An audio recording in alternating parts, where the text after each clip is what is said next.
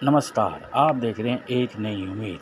दिल्ली में आज हम पहुंचे करोल बाग रैगनपुरा। स्थानीय लोग हुए परेशान क्योंकि वहां पर खुला शराब का ठेका। हमने वहां पर बातचीत करी सामाजिक के जाने माने कार्यकर्ता चंद्रशेखर गुप्ता जी से, जो पिछले 3 दिनों से अनशन में बैठे हुए हैं। उन्होंने क्या बोला, आप देखिए ये रिपोर्ट। विजय शेखर गुप्ता, तुम संघर्ष करो, हम तुम्हारे साथ हैं। विजय शेखर गुप्ता जी, तुम संघर्ष करो, हम तुम्हारे साथ विजय हैं। शेखर गुप्ता जी, तुम संघर्ष। भारत माता की, भारत माता की। ये बैठो के साथ खड़े हो जाओ। वंदे वंदे। मेरे दिल्ली के परिवारजनों, मैं छोटा सा ही बोलूंगा, ज्यादा बड़ा बोलता नहीं मैं, क्योंकि मेरा बिलीव है रिजल्ट देने में, ज्यादा लंबा भाषण देने में नहीं। मैं सारे क्षेत्रवासियों से एक बात पूछना चाहता हूं, और खासकर क्षेत्र की महिलाओं से और युवाओं से। आज जो महिलाएं सब्जी खरीद रही हैं, कब ठेका खुलने के बाद जब बेवड़े लोग आएंगे, बोलेंगे जाने मन आइटम, अब सुनना पसंद करोगे क्या? अब सुनना पसंद करोगे? आइटम, जाने मन, या पटाखा। विजय शेखर गुप्ता जी जो संघर्ष करो, ये सब इनके साथ है। क्यों है? शराब का ठेका। ये शराब का ठेका क्यों खुला? आइए इनसे बातचीत करते हैं, क्या समस्या है ये भी पूछते हैं। लेकिन सबसे बड़ी समस्या है कि शराब का ठेका क्यों खुल रहा है, क्यों ये अलाउड हो रहा है, क्यों किसके घर पे अलाउड हो रहा है, किसके एजुकेशन में अलाउड हो रहा है। क्या महिलाओं की कोई कदर नहीं है? इस समय ये सिस्टम अभी यहाँ पर लोगों को समझ में नहीं आ रहा, क्योंकि लोग ये आम अपना घूम रही हैं। लेकिन जब यहाँ शराब का ठेका खुल जाएगा तो यहीं पर ही ठेका शराब पिया जाएगा, यही महिला निकलेंगी, यही बच्चे निकलेंगे, यही बुजुर्ग निकलेंगे। उनके साथ क्या होगा? 3 दिन से अनशन में बैठे हुए, 4था दिन है, तो बातचीत करते हैं। अनशन कौन आया था दिल्ली सरकार में सबसे पहले अन्ना के इजारे में? ये भी एक सवाल उठता है। तो आइए बातचीत करते हैं। सबसे पहले तो नमस्कार आपको। जय श्री राम। सर, हमें पता चला आप 3 दिनों से अनशन में बैठे हो, क्यों बैठे हो, इसका क्या कारण है? कारण यही है कि मैं नहीं चाहता कि मेरे देश की युवा पीढ़ी और मेरी कोई बहन, मेरी बेटी या मेरी माँ बर्बादी की तरफ जाए। यही मेरा कारण है कि मैं इस नए शराब के ठेके की सूचना मुझे 3 दिन पहले मिली क्षेत्रवासियों के माध्यम से। मैं यहाँ आया, मैंने काफ़ी समझाने की कोशिश की एक्साइज वालों को और दिल्ली यहाँ के जो SHO हैं लोकल, दीपक कुमार जी को। तो दीपक कुमार जी मेरे को कहते हैं कि भाई साहब, इस सरकारी काम में आप बाधा ना डालें, हम आपको गिरफ्तार करके। मैंने कहा भाई साहब गिरफ्तार कर लो, गोली मार दो, लाठी चार्ज कर दो, लेकिन शराब का ठेका नहीं खुलेगा तो नहीं खुलेगा। शराब का ठेका नहीं खुलेगा तो नहीं खुलेगा, लेकिन उनमें कोई असर हुआ?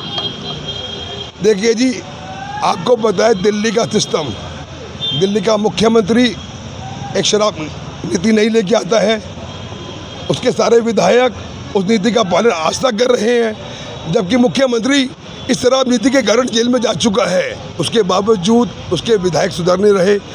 और विधायक के साथ साथ देखिए ना, लोकल पुलिस, SHO, आपको पता सिस्टम मतलब माल, पैसा, शराब मतलब पैसा। पैसा आया, SHO के पास भी गया है।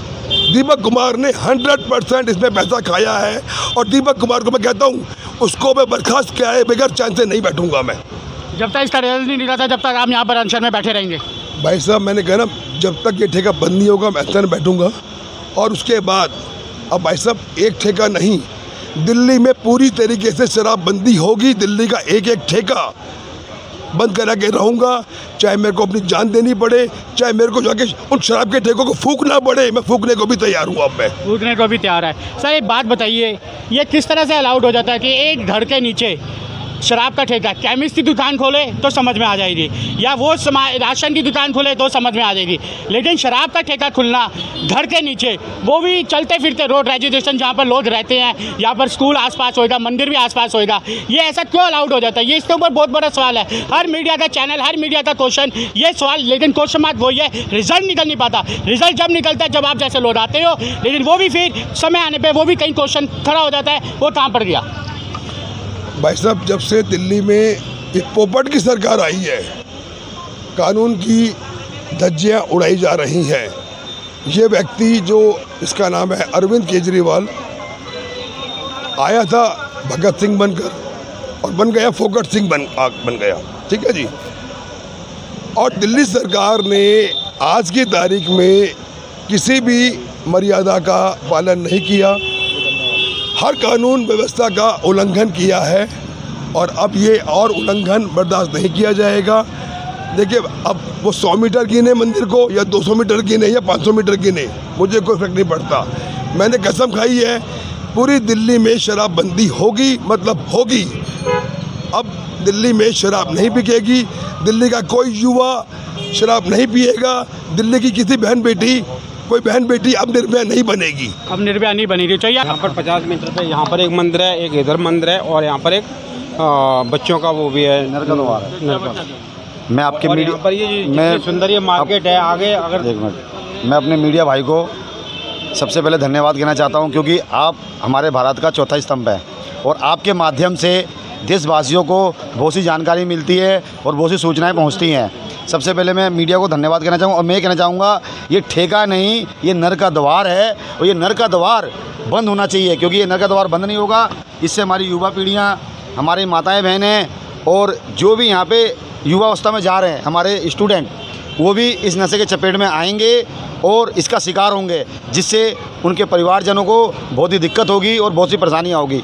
यहाँ पर माहौल एक क्रिमिनल एक्टिविटी का रूप ले लेगा और यहाँ पे एक नशे का व्यापार होने से सारी क्रिमिनल एक्टिविटियाँ एक्टिव हो जाएंगी, जिससे यहाँ की क्षेत्रवासियों, यहाँ की जनता का जीना दुश्वार हो जाएगा। धन्यवाद।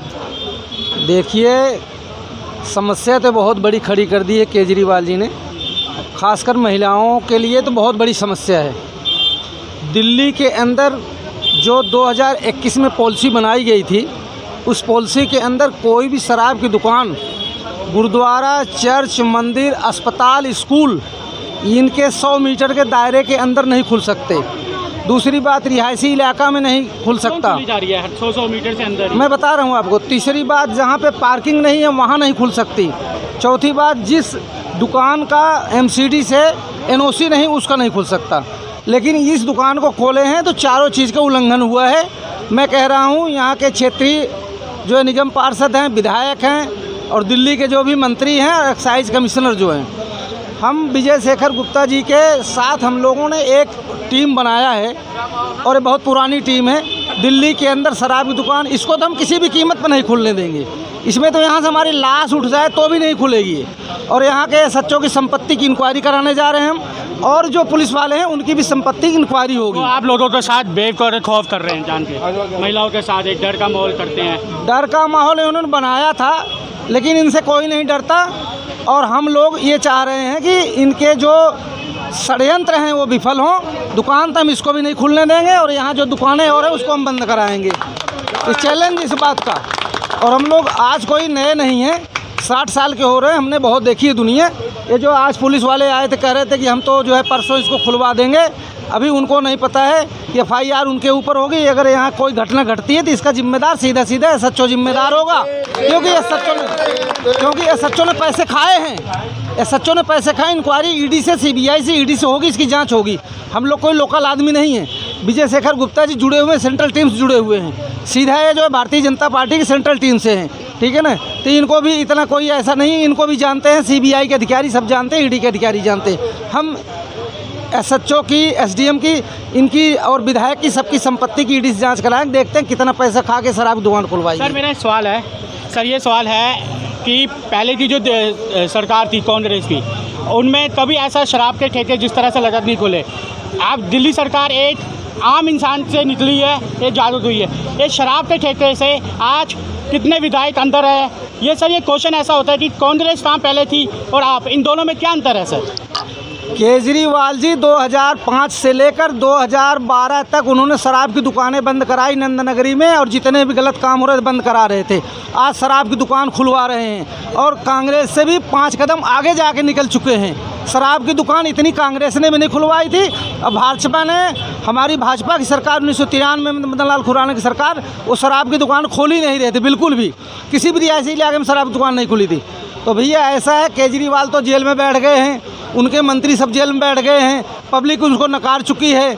अब भारतीय जनता पार्टी के जो नेता हैं इंतज़ार कर रहे हैं इलेक्शन आएगा तो केजरीवाल को जो 67 और 62 सीट मिली थी ना, अब उनको 2-3 सीटें मिलेंगी, बस 2-3 सीटें मिली। तो बस यही है, आपने सबकी बातें सुन ली। यहाँ जो आक्रोश है और ये जो सबसे बड़ा आक्रोश क्यों है, महिलाओं का क्यों आक्रोश है, इन सब का। लेकिन ये आक्रोश कितना आगे पहुँचता है, कितना होता है, तो ये देख लीजिए क्या बोल रहे हैं।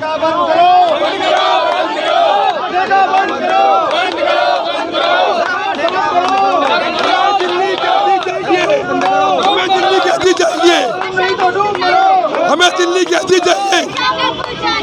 दिल्ली कैसी चाहिए, हमें दिल्ली कैसी चाहिए। नमस्कार, ये ऊपर की अच्छी तरह से ले लेगा, कवर कर लो।